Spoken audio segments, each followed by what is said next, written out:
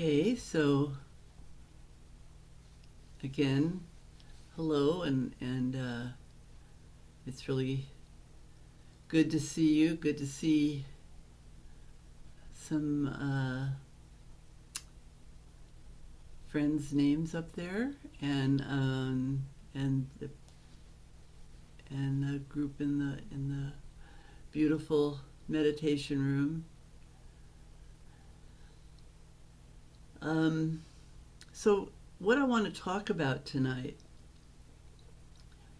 is really got sort of, as I've been thinking about it, emerged into maybe three parts, and they're kind of intertwined, but essentially they are about how amazed I am at different times about and different ways in which, even though we have sometimes very different views on the Dharma, on the world, on our lives, on what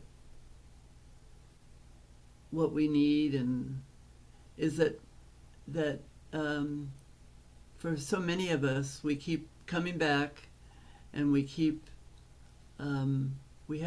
there's something that binds us together, and I'd like to have that as a theme of what we explore tonight. And then the other part of that is, so what is it that it offers us, and how does it offer it to us? And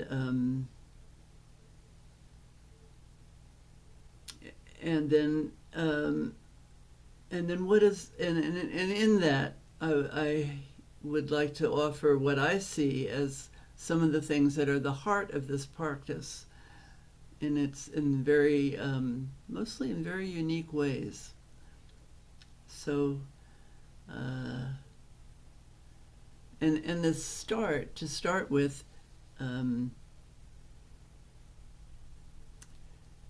think what I've in thinking about what people come to this practice about. Often it's said people come to the practice because they're suffering. And I think the truth is that pretty much everyone is suffering to some extent. There's a certain amount of discontent built in it's baked in to our lives, because we have this, on the one hand, these survival instincts, these ways that we have to navigate to stay alive, and so we have evolved these mechanisms of wanting to procreate, wanting to nourish ourselves, wanting to be safe, wanting to get be alert for enemies, and to entertain ourselves in a way, so that we can get through cold winters, and our ancestors had much tougher time with that. At the same time, there's this longing for something that we can't quite explain, that we can't ever quite put our fingers on. So there's this getting what you want, not getting what you want, getting what you don't want. Those are all forces of dissatisfaction. But even deeper than that, I think, is this longing. And it's one of the reasons I really value the integration of poetry into the practice, because sometimes the poetry can elicit some of those longings in ways that just in ordinary language can never be explained. I'll give you a couple of examples. Let's see. These may or may not connect for you, but they're ones that a couple that I thought of that connect for me. This is a little snippet of a part of a poem by Billy Collins called Directions. I gave a whole Dharma talk on it once, and he's talking about giving directions to someone who wants to take a hike near his house, and he gets into the directions, and then he says, the best time for this is late afternoon. I can't read. Let me put my glasses on. When the sun strobes through the columns of trees as you are hiking up, and when you find an agreeable rock to sit on, you'll be able to see the light pouring down into the woods and breaking into the shapes and tones of things, and you will hear nothing but a sprig of bird song, or leafy falling of a cone through the trees.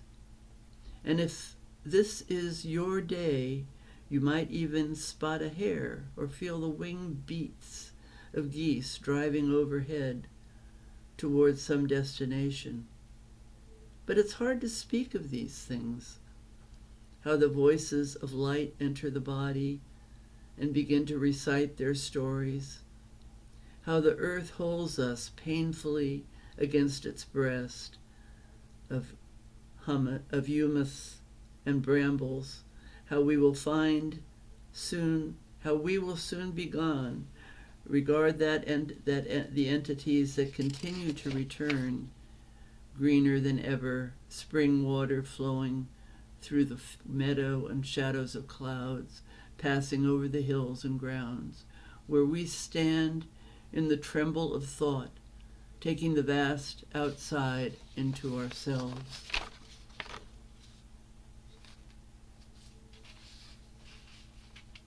And one more I'll read you that kind of evokes some of that for me. This is from a poem by Anne Porter called Music, and it's about when he was a child, and when she was a child, and she was sat sobbing on the floor by her mother's piano as she played and sang, and where there was in her singing a shy yet solemn glory my smallness could not hold. And when I was asked why I was crying, I had no words for it. And this music at its most beautiful opens a wound in us, an ache, a desolation, deep, and is a homesickness for some far-off, half-forgotten land. I've never understood why this is so. And then down further, she says, and when the music comes to us with its heavenly beauty, it brings us desolation, for when we hear it, we half remember that lost native country. We dimly remember the fields, their fragrant, windswept clover, the bird songs in the orchards, the wild white violets in the moss by the transparent streams. So just those images, for me, help to, or don't help to, they just do, evoke this kind of sense of that longing, that there's something that goes beyond words. And so I think that's something that this practice, however it works, and maybe some of the things I'll talk about here beyond this, begin to satisfy that. There's the possibility of connecting in a way that goes beyond this kind of busyness of life, the mundane busyness of life. So that's one of the things I think that brings us to the practice. And the other is, and maybe sometimes the practice helps us to notice this more clearly, is the awareness of the effects of the tides of the poisons or the fires, the powers of greed and hatred and delusion. And when we begin to really see how they interfere with our lives, with our, how they capture us and help and sort of take away that poignant quality of life that is so important, that we miss, that we're looking for. So, and when those forces are strongest, the forces of greed and hatred and delusion, and they're pretty strong in our culture right now. I think they're pretty strong in our world right now. They're always there. There's always this going on, but they're very strong right now. And this practice offers refuge. We take refuge in the Buddha, the Dharma, the Sangha. And it's not just refuge, it also is provides a kind of wisdom that is hard to find, hard to know where else you would find that. And it also, these forces, these counter forces, also have always been there, and they have, and they do affect Sangha. They do affect every individual and every group of people to a greater or lesser degree. They were operating in the Buddha's time. There's a discourse, the Majjhima Nikaya, number 48, the discourse at Kosambi, that speaks to this and how the Buddha dealt with it in Sangha. I'll read you a little bit of it. Thus I have heard, on one occasion the Blessed One was dwelling at Kosambi in Gosita's park. On this occasion, the monks were engaged in disputes, arguments, and contention. They were verbally assaulting each other. They could not persuade each other, and they were not persuaded by each other. They could not convince each other, and they were not convinced by each other. And he goes on to talk about what the Buddha suggested as the 6 factors of communal harmony. And he said, the Blessed One addressed the monks. Monks, these 6 things are polite, create affection and respect, and lead to inclusiveness, non-contention, harmony, and unity. That's what we want to create. Affection and respect and inclusiveness and non-contention, harmony and unity. And so the discourse goes on to instruct that both publicly and privately, and it's important, those 2 aspects, because what we do in public and we do it in private, it infuses the other. So we have to be really conscious of what we're doing both privately and publicly. So what he said is that the monks should abide by these things in their physical, their verbal, and their mental actions. And they should do that in regards to how they deal with possessions, sharing possessions, it impacts how they behave, their behavior, and their perspectives on life. So those are the 6 aspects of life that to bring these qualities of polite, create affection, respect, inclusiveness, non-contention, harmony, and unity.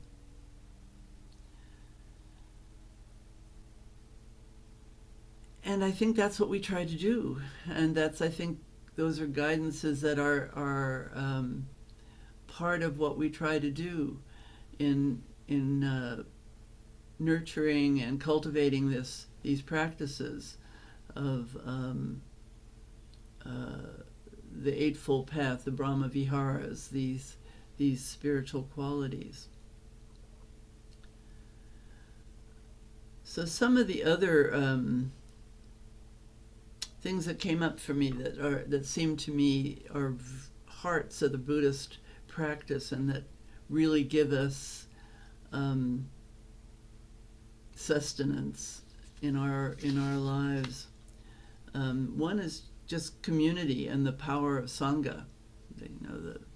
That's what the Buddha said. He said of the idea of the Buddha nature, of the true nature, of the teachings, the Dharma, and the Sangha. The Sangha is really the most important because, and I've been so aware of that lately, that how much we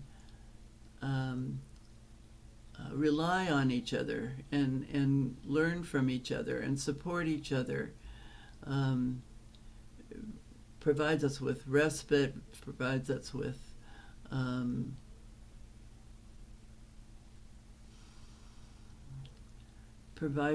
understanding, and provides us with reality checks,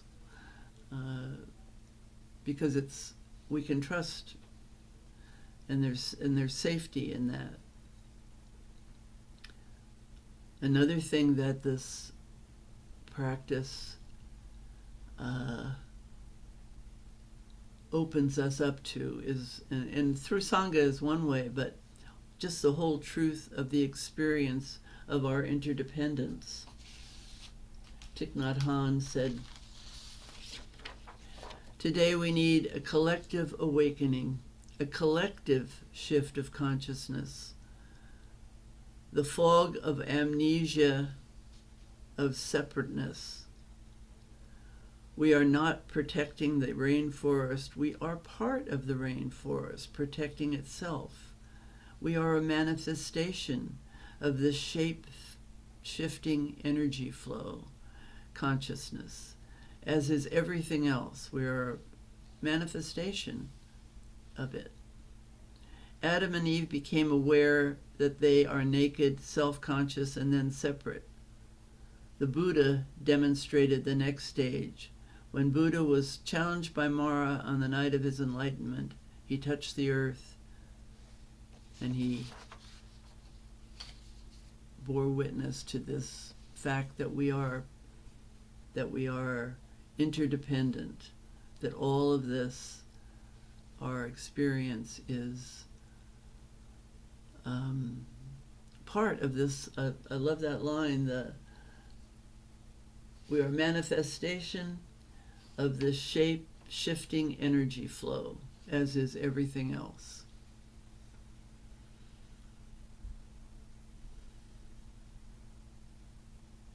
So another aspect, so that's the community, the truth of our interdependence. And then this whole practice, which leads to the truth of clear seeing. And clear seeing is breaking through all those barriers that get in the way of that. So one of the Buddhist teachings about this is the clear comprehension, and he talks about the 4 aspects of clear comprehension. This is kind of one of the ways he talks about the path to clear seeing. And he says it starts with purpose. In any action that we're doing, and it could be a big action, it could be you're talking about your whole life, or it could be fixing dinner. Contemplate the purpose of it. what is your purpose in taking on this action? That's a way of clarifying what you're doing. It's not judging, it's just identifying that. And then you can ask the questions. So you might have a big purpose, a big intention of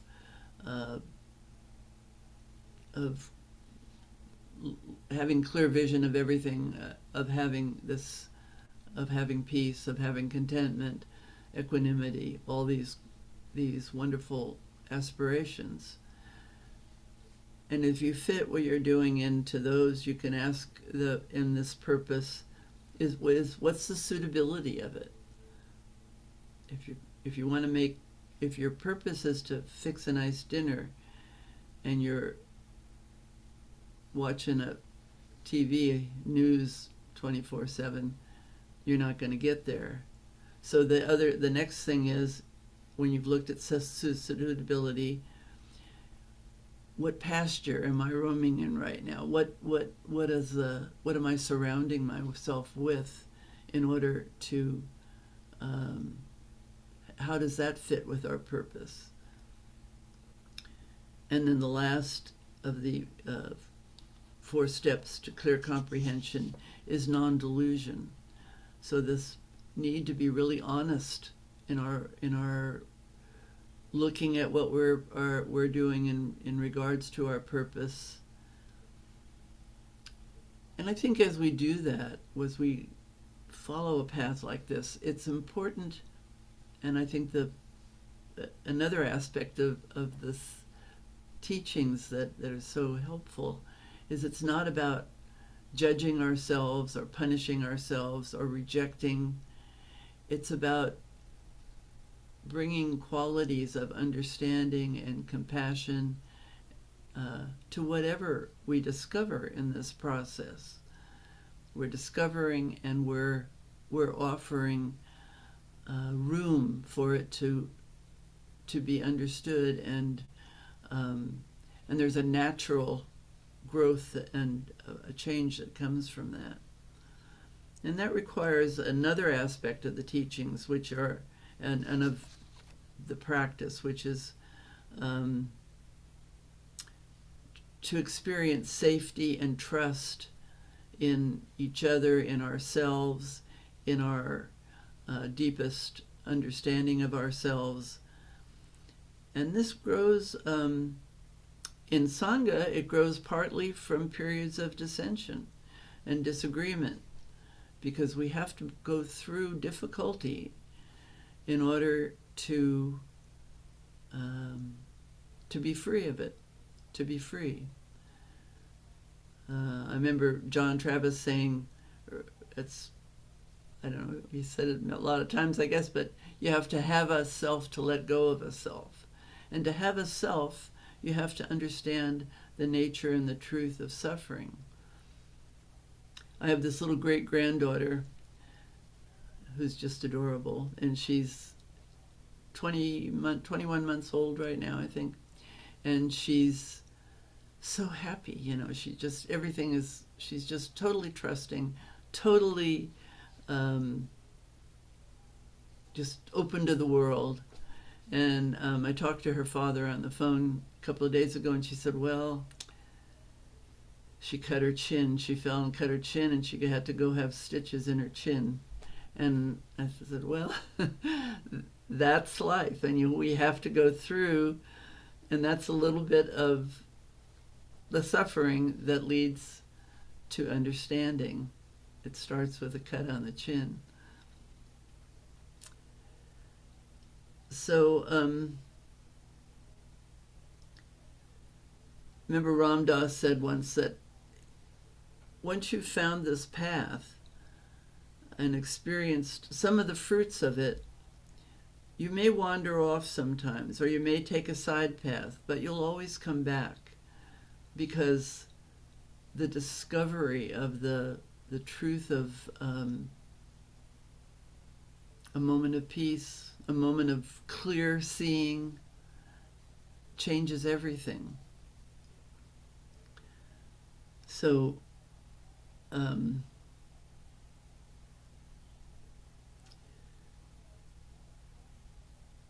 I remember I used to have this image that would come up for me early in my practice and before I started really meditation, and it was this image of walking a path. I'd be walking a path to freedom, to the better place, and I'd be going along fine, and then I'd hit a mountain in front of me, and the only way would be to climb the mountain, and I would be overwhelmed and turn around and go back. And I think that's an image of what happens to a lot of us when we reach our own barriers, our own difficulties. And the practice of seeing clearly, the practice of just sitting in meditation and experiencing a aching shoulder or an aching leg for a few minutes, and seeing that you can do that, and seeing that it goes away, and to seeing that that everything is impermanent, provides us with the courage to climb the mountain, to go out over and through until the doubt is gone. And there's a quote. There's a little quote from the little book Mount Analog by René Dumas. You cannot stay on the summit forever. You have to come down. So why bother in the first place? Just this: what is above knows what is below, but what is below does not know what is above. In climbing, take careful note of the difficulties along your way, for as you go up, you can observe them. Coming down, you will no longer see them, but you'll know they are there if you have observed them well. So, if we pay attention and we're mindful, the climbing of the mountain, the facing of the difficulties, we pay attention, and it changes us, and it changes the power. It diminishes the power of those difficulties.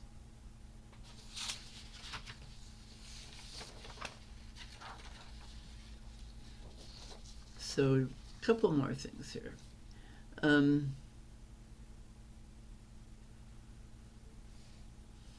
There's what I have found through the practice that's critical is that there's this juncture, the between heart and mind, between the day-to-day reality that we live with and have to learn to function and function in, we do learn to function in, and the truth of something more than that, the mystery, the absolute, the still point. Let me see if I have, I think I can share the screen here. Let me see if I can find this for you.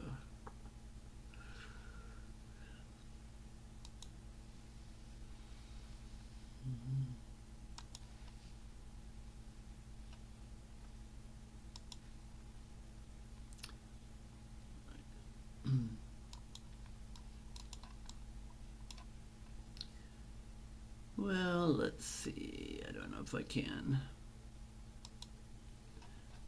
I think it's too hard.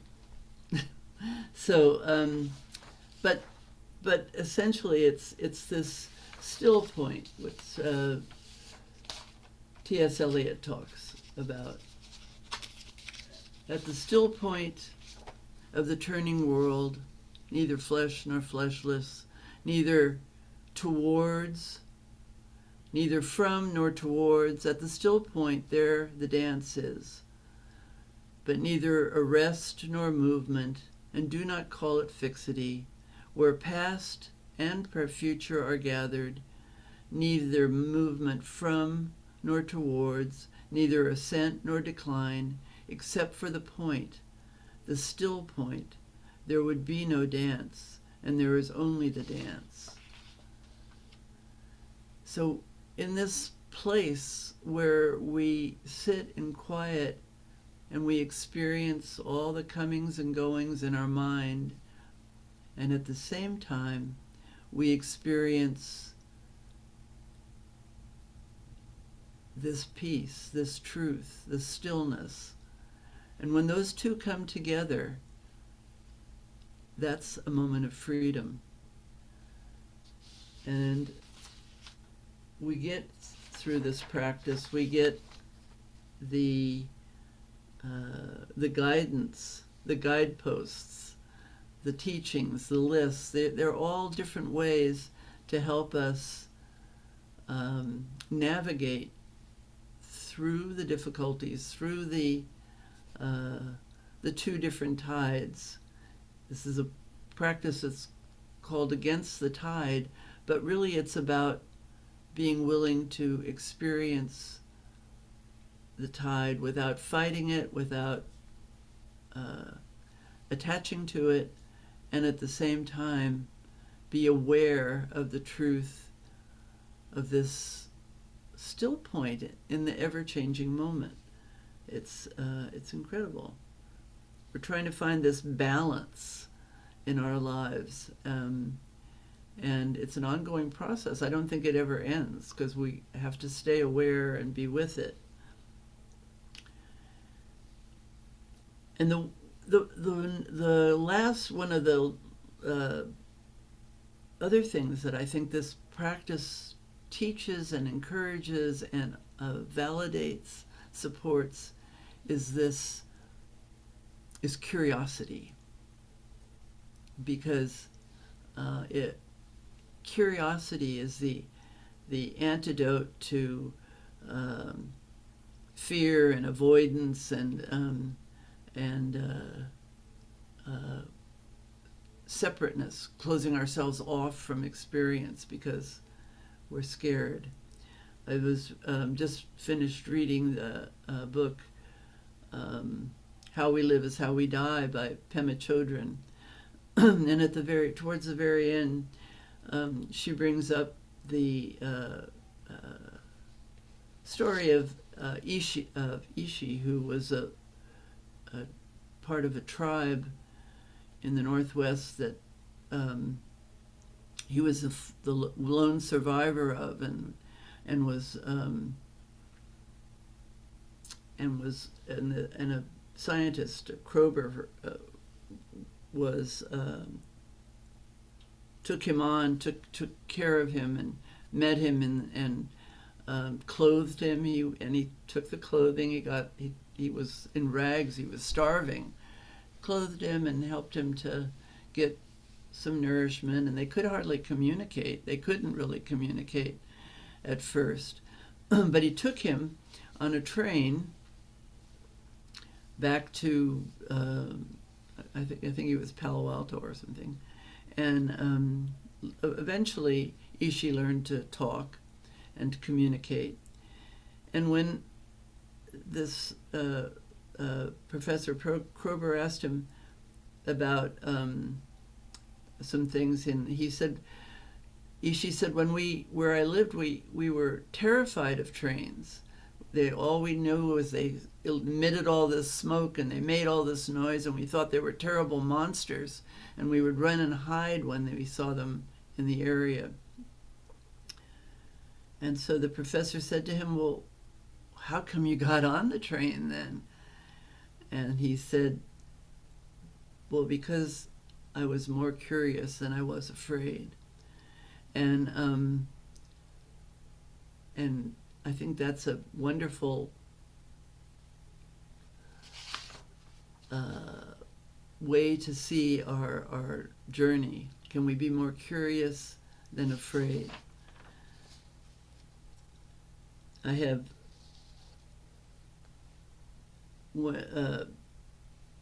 I think the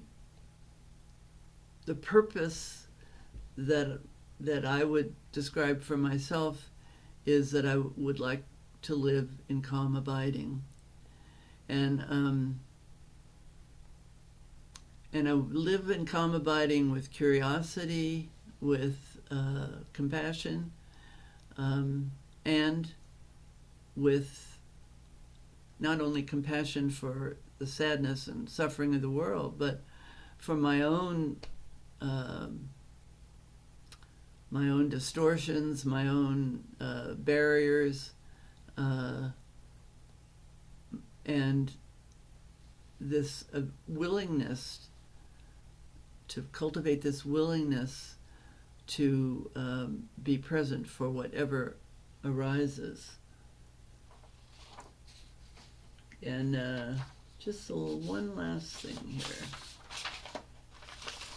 So this is, again, T.S. Eliot, same 4 quartets. He says, "We shall not cease from exploration, and the end of all our exploring will be to arrive where we started and know the place for the first time.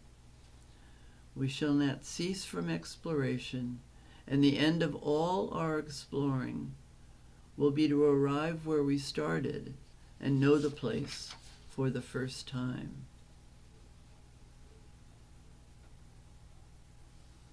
So I want to open it up to some discussion. I'm interested to anything you have to say, but also kind of where you see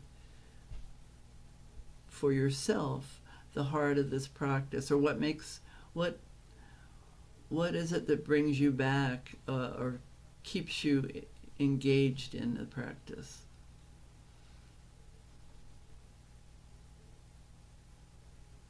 Thank you, Maeve. This is Robin Hennon in the hall. If anyone in the hall has a question, go ahead and raise your hand and we'll come to you. And if you are on Zoom and you have a question, put up your little Zoom hand and we'll is get it to you. Robin or Jen that's in the hall, and then Robin's in the hall.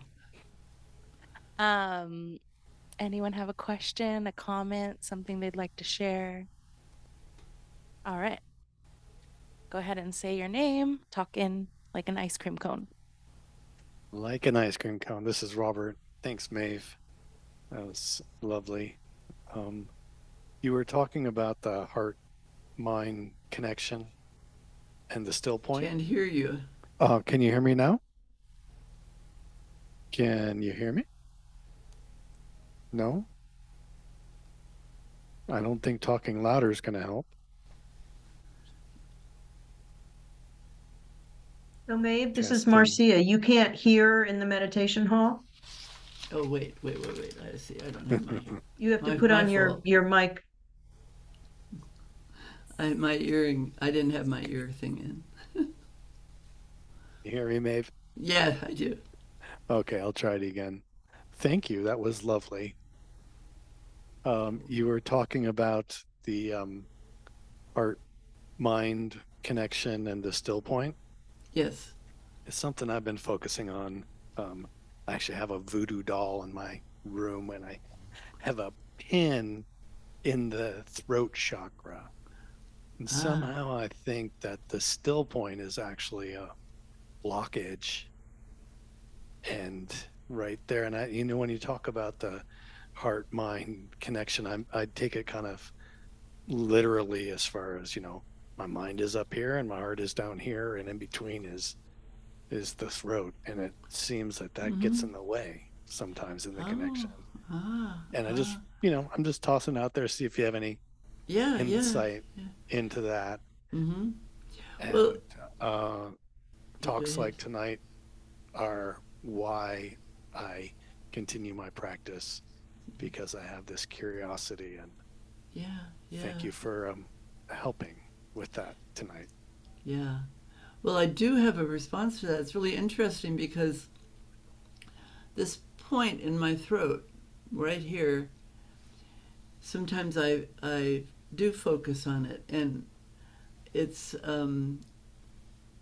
I feel you talk about it as a blockage, and I guess it could be that, but it's also feels like it's very powerful, and there's this kind of sense of a strong emotion and power in it. I don't know if you've had that kind of experience at all, but and the idea that maybe because it does kind of is kind of a connection point between these two aspects of our experience, mental and emotional. It's an interesting, but I've never thought of it as a blockage. I've thought of it as a powerful place that I need to respect and put my attention there sometimes just to experience the sense of it. Does that make any sense? That's helpful. Thank you. Yeah. Thank you, Robert. Anyone else have a question or a comment, something they'd like to share? While we're waiting, while people are thinking. Maeve, I just really loved your story about the climbing up the mountain, the hiking, and how when you feel overwhelmed and then you turn around, you don't keep pushing through. And I can relate to that so much, to the mountains in my life and how easy it is to like get overwhelmed and, you know, assume you can't make it before you even try and go up there. And you know, just having that image, like it's just a mountain, another hike. You just keep going and it, you know, you get to the top and then to remember those times that are a struggle, you know, and kind of note those on the way back down and be like, I overcame that. So I just really, really love that story. And I love what you shared about Ishi, and I was more curious than I was afraid. And so I hope to bring more curiosity than fear into my life. So thank you. Yeah. So that question, what is this? You know, is kind of a good mantra when you're in this place where I don't know what's going on, but then asking that question kind of opens it up to the mystery. We don't know, you know, there's so much what that we have no clue about, you know, and we have pieces. We have these little slivers of pieces. Another metaphor for me is the puzzle. You know, I had this a few years ago on a retreat. I had this strong image of all these pieces of a puzzle in front of me, and a few of them were put together, you know, and but there was also the reality that this is a million-piece puzzle. It's not going to get put together, and that's okay, you know. And in some ways, it's all put together just by our own personal experience. If we can just see the interconnectedness and the impermanence and how this all works as, you know, everything that exists that we know of comes from single element. You know, it all has evolved into these different things, and it'll evolve into something else. And just the don't know mind is another piece of the of being able to connect those two, that intersection between this absolute truth of that's and the fact that we function and live and do all the things we do, and we try to find a place where we can integrate those two. Yeah, thank you. I've got a question in the hall. Hi, I just wanted to ask for the 6 guidance that you were telling about because I was able to write 4. Okay. Let me get that right back here. My name is Barbara. So yeah, so it's it's to abide by these things in your physical experience, in your verbal, your mental actions, your physical actions, your verbal actions, your mental actions, in the way that you handle your possessions. So not clinging to your possessions, to your behaviors, and to your perspectives, which is interesting, I think. You know, that you bring these qualities of respect and inclusiveness and non-contention, harmony and unity into these things. It's a tall order, but really, I think really transformative. One of the things, I did the I Ching. I do the I Ching on January 1st, and I do it every year, and it's kind of weird because it gives a lot of information. And one of the things, the thing that came up as the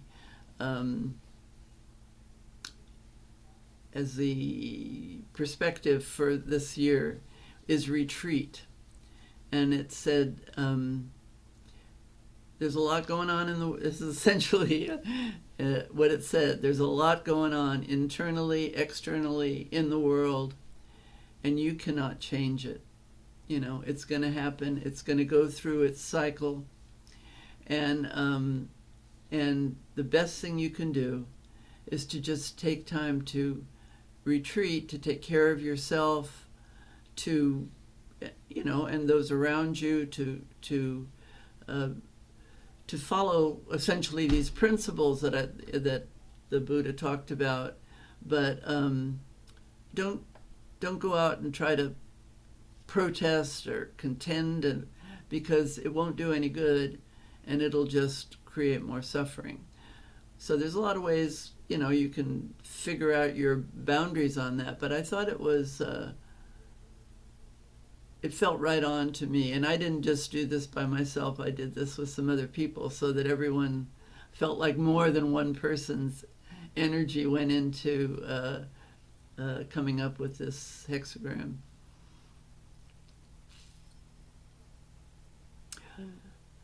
Are we ready for metta? Okay, Or yeah, do we let's have do a metta, question? and then we'll have, okay. All right. Thank you. Thank you, Maeve. Mm-hmm. So just taking a moment now, placing your attention where you feel the strongest sense of your heart connection.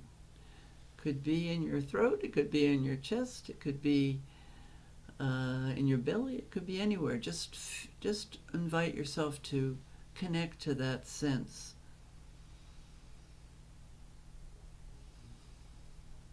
And then relaxing into that,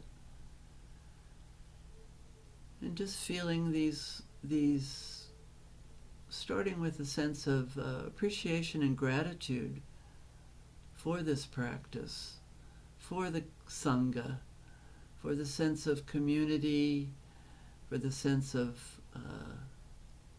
for the truth of these teachings, and that and all the things in our lives that brought us here to this moment in time. And then sending ourselves these wishes. May I live with an open heart and an open mind. May whatever covers or blocks my heart or my mind be dissolved, so that through open-heartedness and open-mindedness I may experience true happiness. May I feel healthy and strong in my mind and in my body. May I have peace and ease in the things I need in my life. May I be safe and protected from inner and outer harm. And may I awaken and be free from suffering. And as we wish these things for ourselves, we can let these wishes expand out into this Sangha community this evening, to each other, sending these same open-hearted, open-minded wishes for well-being. And then we can extend them out into our families, our friends, our neighbors, our community, those we know and don't know, our pets, the creatures we share the air and the water and the earth with, and out into the larger community of beings across this continent and across the seas, and till these wishes cover the whole earth. May all the beings on this earth live with open hearts and open minds. May we all feel safe and protected from harm. May there be peace and ease and the things that we need for all beings on this earth. May we all awaken and be free from suffering. And then we send these same wishes out into the universe and beyond, to all beings everywhere, those that are known and unknown, seen and unseen, born and to be born. May all beings everywhere be happy, be at peace, and be free. And if there's any benefit we have accrued through our practice here this evening, may we dedicate that benefit to the well-being and awakening of all beings everywhere.